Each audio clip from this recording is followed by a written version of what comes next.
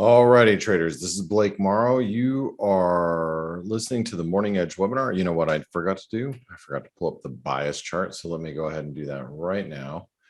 And then we will get started on the analysis process. For those of you guys that are waiting for or have been waiting for Steve, he will not, I don't think he's going to be in today. He just got his second COVID shot just a little while ago. So I think he's going to try to come in tomorrow.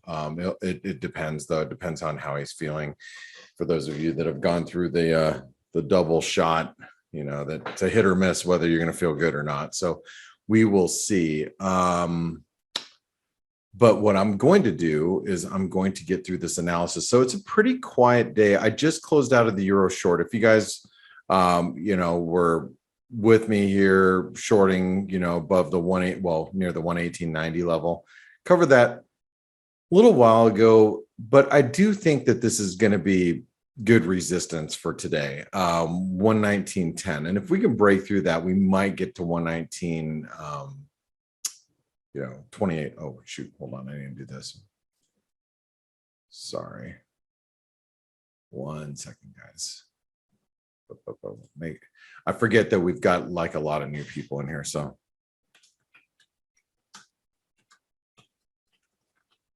okay.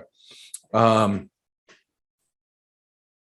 forgot we have so many new people in the community. I need to make sure that I alert people that that the morning edge is starting. By the way, you can get to if for some reason Zoom, which by the way, Zoom has issues from time to time where they don't send out emails. If you're a person that always keeps like a 0 email inbox, you know, like everything's deleted. That's awesome, by the way, if you do that. If you do and you don't get your email from Zoom, you can always log in right here at the join. It's this little join button. Okay? It's also the same link every time. So I just bookmark it and use that. Yeah, that's a great, that also works. Yeah, if you bookmark just like the normal, your normal email that you go to. So thanks, Del. And those are just a couple of tricks. And I know we have, you know, some new people that are joined in. So anyway, okay, going back to the euro dollar. So I do think that this resistance should hold today. You know, obviously if we break through 119.10, then, you know, we're going to squeeze a little further than that. I still think that we're range bound. You know, selling resistance, buying support. I think that's the way to trade it. Let me undo this magnet here.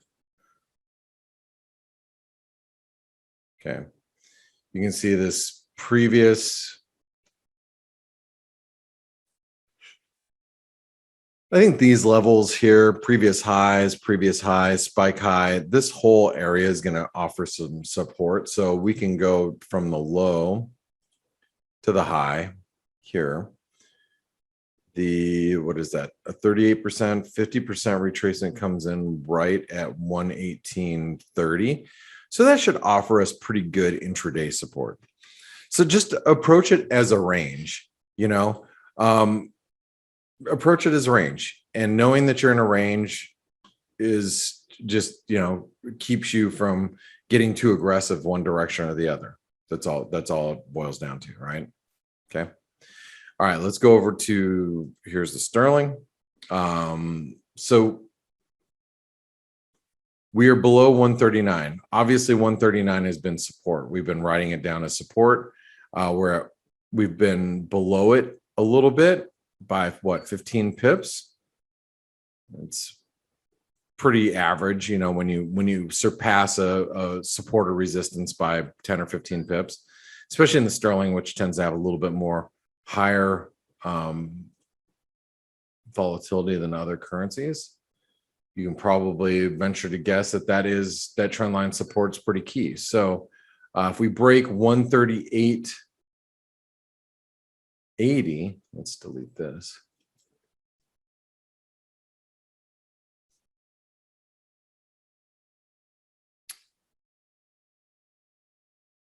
I'm just getting rid of these old fibs here for now. We already know that 140 is good resistance. 138 and a quarter is a 38% retracement. So 138.25, 138.85. Resistance is 140. Oops. And I'll keep that on range.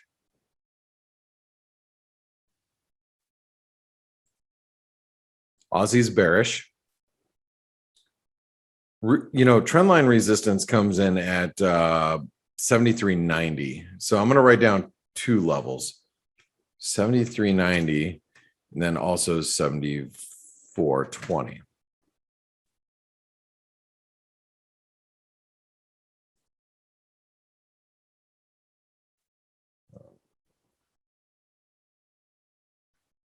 They just did an update with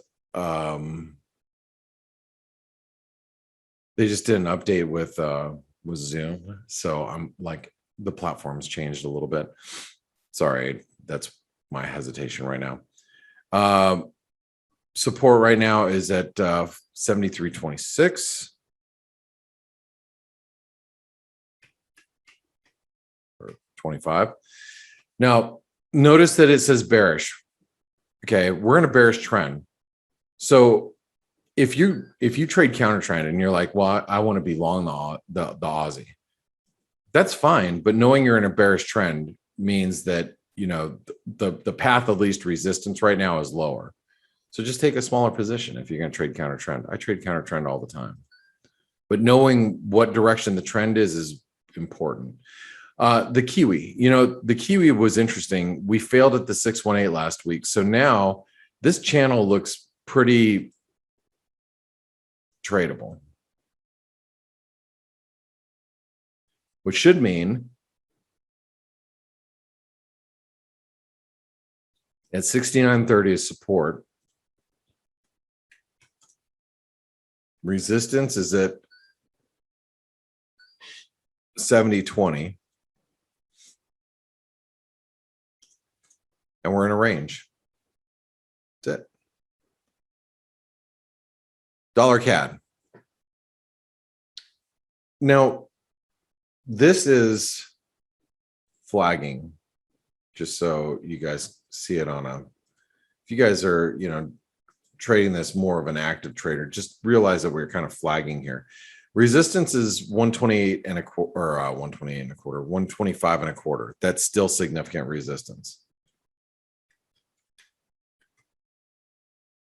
Support, you know, if the flag starts to play out, support I still think is going to be significant down here. I don't think this flag will play out the whole way. So in other words, if we start to break down, I still think that this 123.75 is going to be supportive.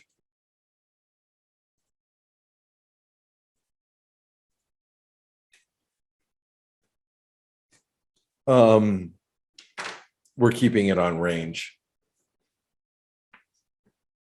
And I have to admit that the Canadian is trading pretty heavy. It has been for the last couple of days.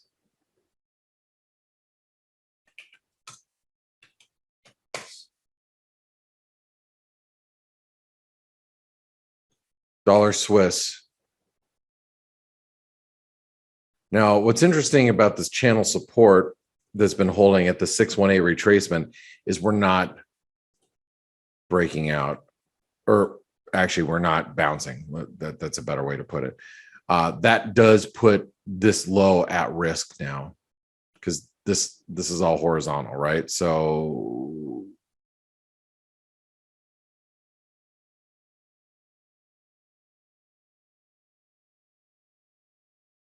I mean, that's 90.35 basically. And let's just imagine we do break that. Then the 78% retracement's at 90. So I'm going to write down both those areas, 90. And this is a problem that the Swissy has right now, is it's not bouncing. It's just not. So if we break above 90.75, then we got a chance to recover back to the channel. Like if we make it past here, we have a chance to make it towards channel resistance, right?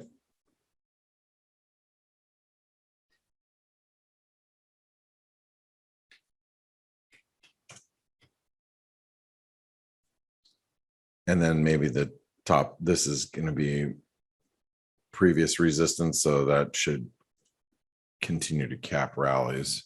At least intraday, we're in a range. US dollar, Norwegian krona. I still think you got to be bullish while we are above 870. I know it's down a little bit right now. I understand that. But I still think it looks very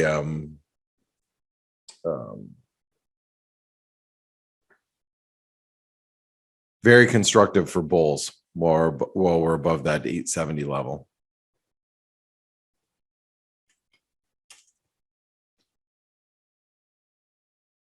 We're going to just mark up resistance at 885, but probably more important would be the underside of this trend line, but I'm just going to write down 885 today.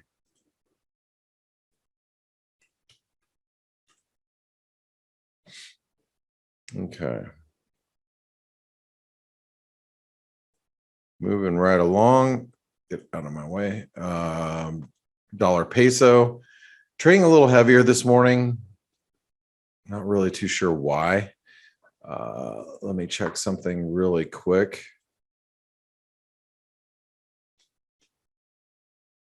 We had manufacturing PMIs come out. Maybe that they were stronger. Oh no, that was never mind. That was not what I thought.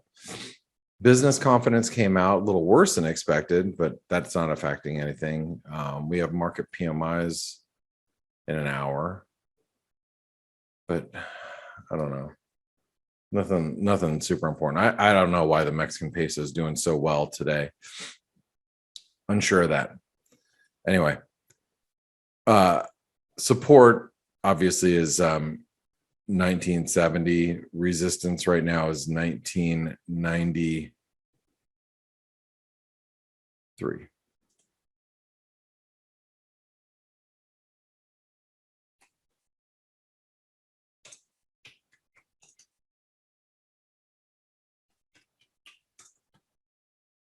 Keep that in a range. I hate being in a range like this on pretty much everything. US dollar, Norwegian krona is bullish. Sorry, make that adjustment.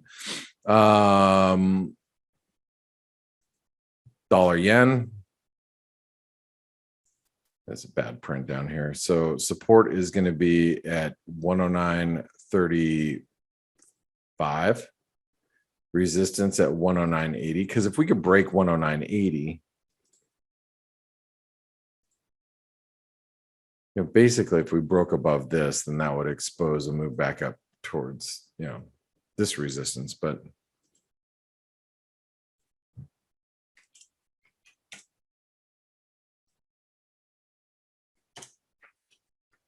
$109.35, we're in a range, right? That's here. Dollar index. I'm going to mark up this trend line here. Even if we get a little bit of a move up, this trend line also will coincide with the previous support right here. So that'll come in at 92.35. Oh, shoot. Hold on. Put this all in the wrong spot. 109.35. Okay, so resistance is 92.35. Support will be, well, I guess we just need to mark up this low from the other day, which comes in at 91.80.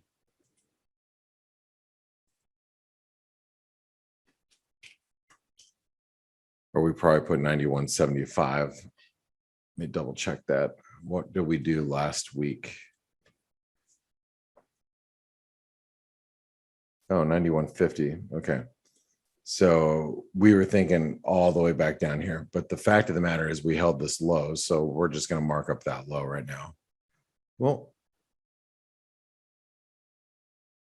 the low is 91.78. So 91.80 is sufficient for support intraday.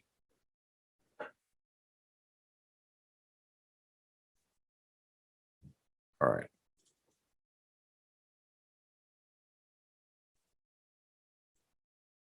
S&P. Don't forget we had this little false breakout last week right here. Very small, but it was still there. We're going to mark up 44.30 as being resistance, support 43.75, as you guys know. So I'm going to do 43.75. That's significant. It is bullish. And 44.30 is resistance. I know we have 44.40 as well, which is the 127% extension. Everybody should know that. But for right now, this 44.30 is holding. Okay. Gold and silver.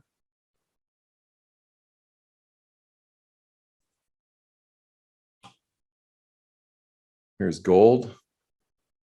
Big resistance at 1835. Support. All these spike lows down here is going to be at 1790.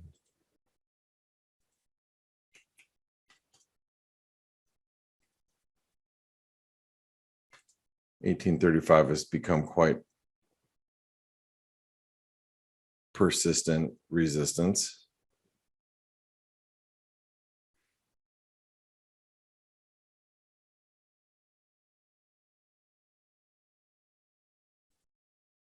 Silver.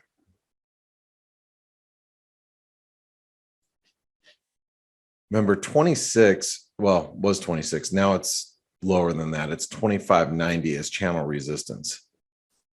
I know we have a spike high right here, but I think we need to adhere to channel resistance right now, which is 25.90. It's getting lower than last week because it is a descending trend line. Support.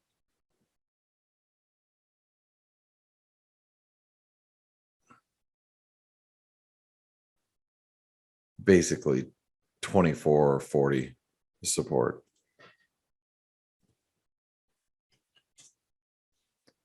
Bitcoin, big rejection over the weekend at 42. What was the resistance level we've been marking up on Bitcoin forever? 42,500, right?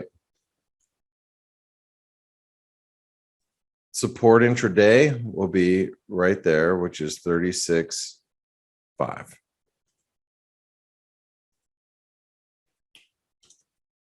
And we are in a range. So your bias chart is finished. Finito. All right. And Stelios, it's just you and me. Do you want to do you have anything that you really want to go over today? I mean, it's summer, it's the doldrums. Unfortunately, I really don't. I mean, there's we said a few things on FA.C.E. There's really not much to say, apart from the fact that it's a quiet market. We're going to be squeezing probably in equities over the month. Obviously not every day, but I think that's going to be the main theme. There's going to be one-way price action, which we all hate. Economic data is probably going to continue to come in better than expected and showing, fairly decent growth, but more importantly, stubborn inflation. We have manufacturing ISM, manufacturing PMI in about 25 minutes. There really is very, very little to say, I'm afraid. I'm going to be saying the same things over and over again. I don't want to do that. So I don't really have anything to add, I'm afraid. All right. Well, we'll see if any of the data this week, moves the market. I'm a little skeptical about it too. It's the summer and it's the last, few weeks of summer. Guess what? My kids start school tomorrow. Oh, wow. Oh, actually, one thing I wanted to say was about Yeah. Bitcoin, and I'm really amazed at how technically it's trading. Like, remember we were talking about the support at 30,000. Okay, it went just under it a little bit, but by Bitcoin standards, it's breaking it by $500 is absolutely nothing. It basically didn't break it, and then it just come back and rejected resistance at 42, 40, between 42 and 43, which is incredible. I didn't expect cryptos to be trading so technically, but they are. And that shows that there is now institutional money behind it or invested in it. And you see moves which make more sense to us traders. Yeah, it is So, super technical. It sure is. yeah, So yeah, and that means you just got to respect the levels that you see. And we know the 200-day moving average is really the major significant resistance after this. But this is previous support, which was the low back in February. That's current resistance. You have the 200-day moving average just above that. yeah, I think any move between the 43,000, 45,000. I mean, you're going to find sellers. I mean, that's it. So I agree. anyway, well, guys, I wish it was more exciting. It is kind of quiet, but that doesn't mean that it's going to stay that way this week. We've got a lot of data this week, a lot of data to be aware of. But for now, we're just going to, here's your focus on the majors. These are the trends that are important. Watch the RBA tonight. And I'll see you on the daily roundup in just a couple hours, guys. So thanks for tuning in with Stelios and I, and have a great day. Thank you, Blake, and thank you, everybody. Yep. Thanks, everybody. Have a great one. Bye-bye.